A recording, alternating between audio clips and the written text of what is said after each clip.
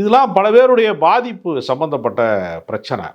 இப்போ இதுக்கெல்லாம் என்ன தீர்வு அப்படிங்கிறப்ப, தெருநாய்களில் இந்த மாதிரி தொந்தரவுக்குள்ளாக இருக்கக்கூடிய நாய்களை வந்து கொன்று விடுவதுதான் தீர்வு அப்படின்னு ஒரு குரூப் வந்து நம்புகிறாங்க. இன்னும் வந்து மாநகராட்சியிலேருந்து இந்த நாய்களெல்லாம் ஏற்றிட்டு போயிடணும், கருத்தடை செஞ்சு விட்டுறணும் அப்படின்னு ஒரு குரூப் நம்புகிறாங்க. பண்ணிட்டு வேறு இருக்காங்களா ஆல்ரெடி? ஆமாம், கருத்தடை செஞ்சிடட்டும், அது வந்து பெருகாமல் இருக்கும் அப்படிங்கிறது. அதுவும் உயிர் தானே, அதை எதுக்கு கொள்றீங்க அப்படின்னு இரக்கம் சொல்லக்கூடியவர்களும் இருக்கிறாங்க. அப்போ உயிர் இரக்கங்கிறது ஒவ்வொரு இடத்துலையும் மாறுபடுது. இப்போ வந்து கொசுவை அடிக்கும் போது நான் வந்து ஜீவகாருண்யத்துக்கு சொந்தக்காரன்னு யாரும் சொல்கிறதில்ல. கரப்பாம்பூச்சி பாத்ரூமில் பார்த்தாங்கன்னா அடித்து தூக்கி வெளியே போடுறாங்க. அப்போ எல்லா இடத்துலையுமே அவரவருடைய சௌகரியம் சம்மந்தப்பட்டதாக இருக்குது.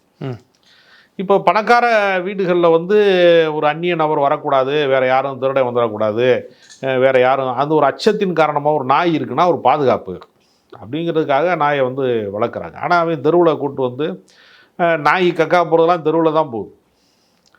அவன் திரும்ப கொண்டு வந்து அவன் வீட்டில் பார்த்தீங்கன்னா சில நாய்கள் வந்து அவன் காரிலே கூப்பிட்டு போகிறாங்க. அதுக்குன்னு தனியாக பல மருத்துவமனைகள்லாம் இருக்கிறது.